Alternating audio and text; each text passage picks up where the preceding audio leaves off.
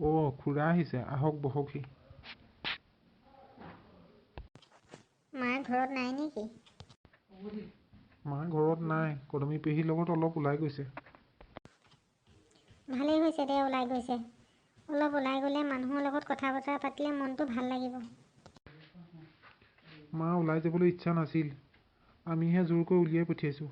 নহ'লে ঘৰত থাকিলে দেউতালৈ মনত পেলাই কান্দি থাকে। ইমান সোনকালেনো তেওঁ কেনেকৈ পাহৰিব? আমিয়ে পাহৰিব পৰা নাই। দিন হৈ গ'লে যেতিয়া নিজৰ ব্যস্ততা বাঢ়িব তেতিয়া নিজেই পাহৰিব। দেউতাক ইমান সোনকালে পাহৰিব নোৱাৰে, কাৰণ মাৰ ওপৰত বহুত দায়িত্ব পৰিল।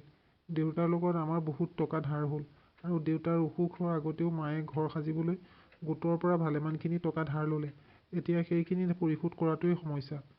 বাকী আপোনাৰ আৰু বৰদেউতাৰ পৰাও লোৱা টকাখিনিতো ধাৰ আছেই।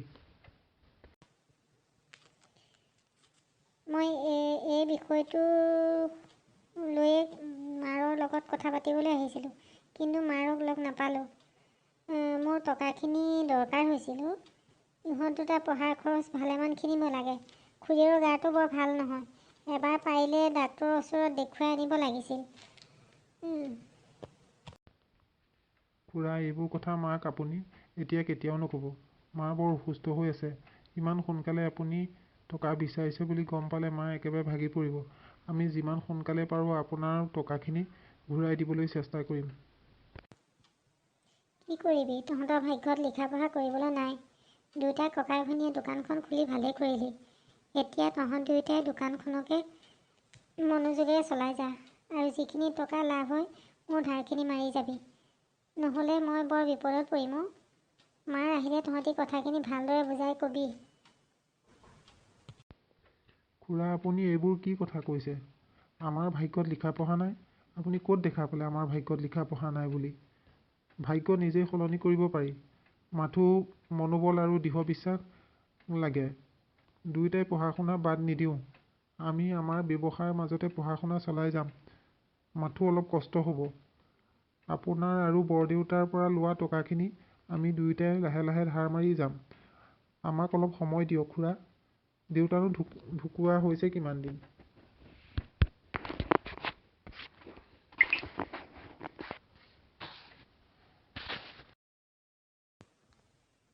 মই বৰ চিন্তাত পৰিছোঁ।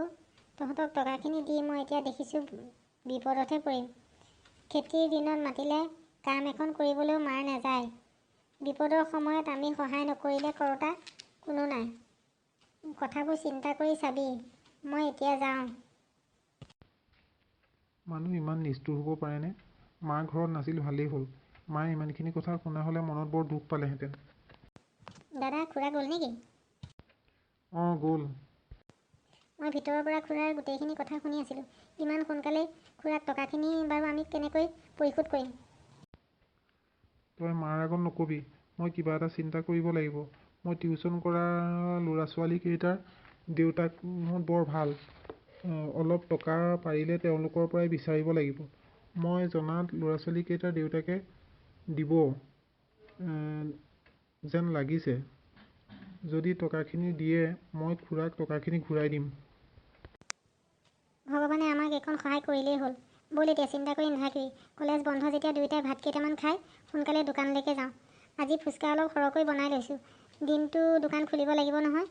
বন্ধৰ দিন যেতিয়া ল'ৰা ছোৱালীও হ'ব। মা দেখোন আহি নেপালেহিয়ে। মা যেতিয়া আহে আহিব। আমি ভাত কেইটামান খাই যাওঁ ব'ল।